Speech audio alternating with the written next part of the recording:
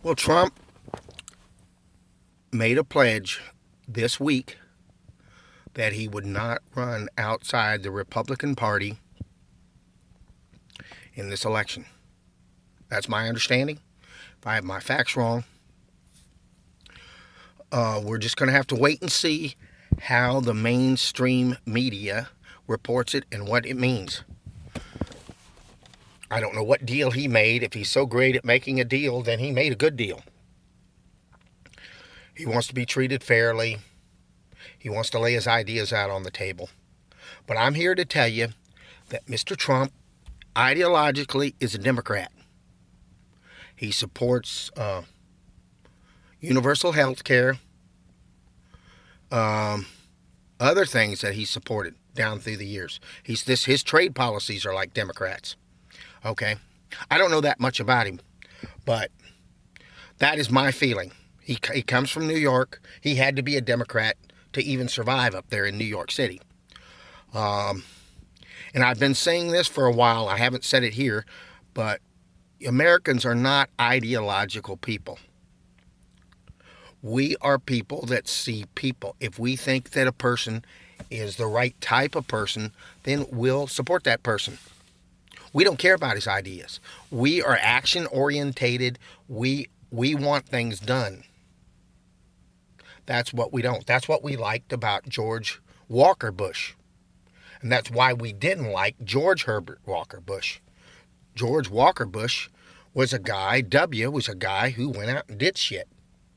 You know, as Rush Limbaugh observed about the military, their job is to kill people and break things. Well, he killed a lot of people, broke a lot of things. A lot of people liked it.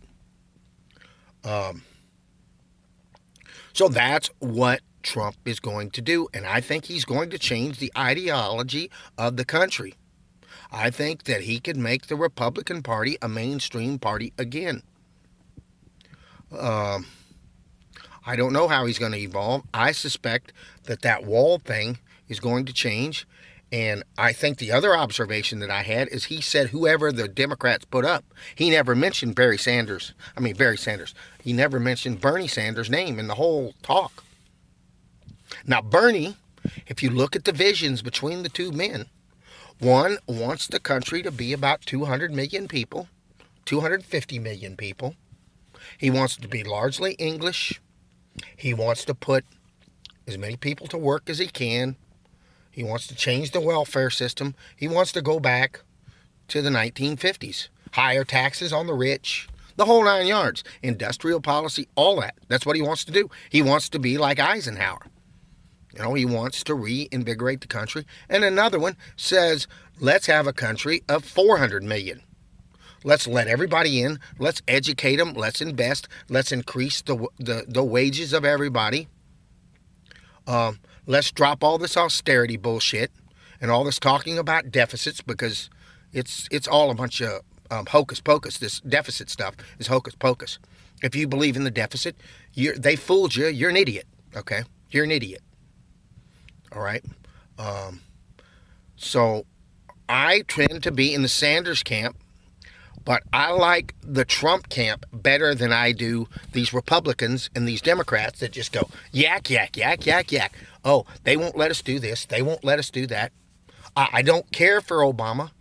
If he wanted to be Franklin Delano Roosevelt, he should have got on TV every day. He should have went to Chris Wallace on Fox News every week.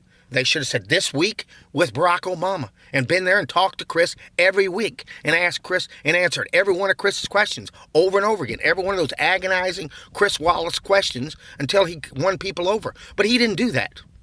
He didn't do that. He's no Franklin Delano Roosevelt. And we need a Roosevelt. That's what we need. We need a Roosevelt. We don't need a Lincoln to start wars and have another civil war. We need a Roosevelt. So that's my take on it. That's how I see it. So we have two visions. One wants the country to grow smaller. The other one wants it to grow bigger. And it's a good debate. I hope we don't have the same one about Bush versus Clinton. I hope that's not the debate. Or the Republicans, the old school Republicans against Clintonism. Which if that's what happens, I'll be here talking about it. Bye bye.